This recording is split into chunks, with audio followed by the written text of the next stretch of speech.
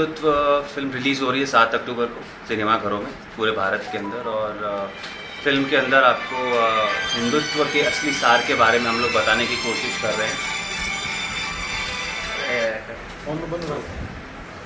हिंदुत्व जो है 7 अक्टूबर को रिलीज़ हो रही है संपूर्ण भारत में, और उसके अंदर हम युवा पीढ़ी के ज़रिए और युवाओं तक ले जाने के हिंदुत्व के सार को दिखाने की कोशिश कर रहे हैं। जो एक भ्रामकता फैलाई गई हिंदुत्व शब्द के अराउंड, जो एक नैरेटिव बिल्ड किया गया है, जिसे सुनते ही हमें एक एक्सट्रीमिस्ट इमेज दिमाग में आ जाती है। बस केवल उसी चीज़ के बारे में एक फिल्म है, और बहुत ही कंटेम्प्रेरी स्टाइल में, ताकि जो हमारी आने वाली पीढ़ी है, जो जवान पीढ़ी है, उस तक ये बात पहुंच सके, उस चीज़ को मद्देनज़र रखते हुए पूरी फिल्म है। आपका कैसा किरदार उसमें किस तरह? जी, मैं भरत शास्त्री का किरदार निभा रहा हूँ उसमें, जो कि उत्तराखंड की यूनिवर्सिटी में पढ़ता है और एक पुजारी का बेटा है। और जो जैसे हमारी अपब्रिंगिंग होती है किसी भी हिंदू परिवार के अंदर, अपने कल्चर से, अपने वैल्यूज से जुड़ा हुआ है और रूटेड है, और उतना ही मिलनसार, खुशमिजाज और बस और देशभक्त है, देश को आगे ले जाने की सोचता है और अपने जीवन के बारे में जानने की कोशिश करता है। और जो पूरी फिल्म है उसके अंदर, जैसे कि गाने का हमारा शीर्षक गीत का शीर्षक है कि तू मेरा अस्तित्व है, हिंदुत्व है, तो वो जब अपने अस्तित्व को ढूंढने की कोशिश करता है तो वो हिंदुत्व को प्राप्त करता है। हिंदुत्व को लेकर राजनीति दल अपनी अपनी व्याख्या करते हैं, आप कैसे देखते हैं? जैसे मैंने कहा कि अगर हमें हमारा अस्तित्व मिल जाएगा तो हिंदुत्व भी मिल जाएगा। और हिंदुत्व की खूबसूरती यही है कि पूरे विश्व में केवल एक ऐसा जीने का तरीका है, एक ऐसा लाइफस्टाइल है जो स्वयं की खोज के लिए आपको प्रेरित करता है, और स्वयं की खोज में आपको भगवान मिलते हैं। ऐसा कोई और जीने का तरीका विश्व में है नहीं जो इस बात को बताता, और इसी खूबसूरती को हम बताने की कोशिश करें।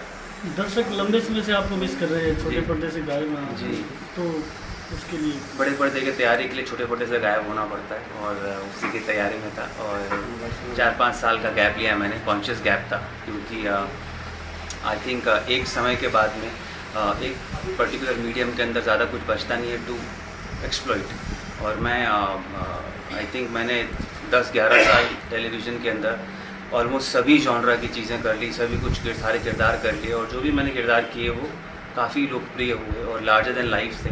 और सौभाग्यशाली समझता हूँ कि मुझे इस छोटी सी जर्नी के अंदर चंद्रगुप्त मौर्य भी बनने का मौका मिला, श्री राम भी बनने का मौका मिला, हमारे इनकम्बेंट प्राइम मिनिस्टर मोदी का भी किरदार निभाने का मौका मिला।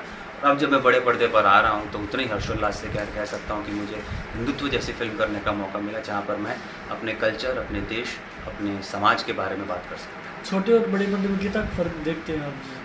मेरे लिए तो कोई फ़र्क नहीं है, मुझे तो एक्टिंग करनी है वहाँ पे भी, यहाँ पे भी। केवल जो फिल्मांकन के तरीके होते हैं वो बदल जाते हैं। डेफिनेटली थोड़ा बड़ा पर्दा होता है तो प्रोजेक्शन ऑफ एक्टर वो चेंज होता है, वो थोड़ा टेक्निकल टर्म है, बट अदरवाइज़ मुझे नहीं लगता कि कोई फ़र्क है। बस हाँ, इतना फ़र्क होता है कि आपके पास लंबा समय नहीं होता कहानी कहने के लिए, आपके पास में 2 से ढाई घंटे होते हैं कहानी कहने के लिए। उसके अंदर कितने इफ़ेक्टिवली, कितने भावनाओं के साथ आप कहानी को कह सकते हैं वो मैटर करता है। इसलिए टेक्निकली कहानी कहने का तरीका बदल जाता है, कलाकार का तरीका तो कलाकार, उसको तो एक्टिंग करनी है। भविष्य में गाने नजर आने वाले हैं छोटे पर्दे पर या बड़ी पर? मैं तो ये कहूँगा कि इस समय जो हमारा सिनेरियो है, जिस तरह से हमारे आसपास चीज़ें, मीडियम्स जो हैं वो सब मर्ज हो चुके हैं, वो टीवी हो, OTT हो, फिल्म्स हो, सब कुछ मर्ज हो चुका है, और वो जो थिन लाइन थी वो आजकल समाप्त हो चुकी है।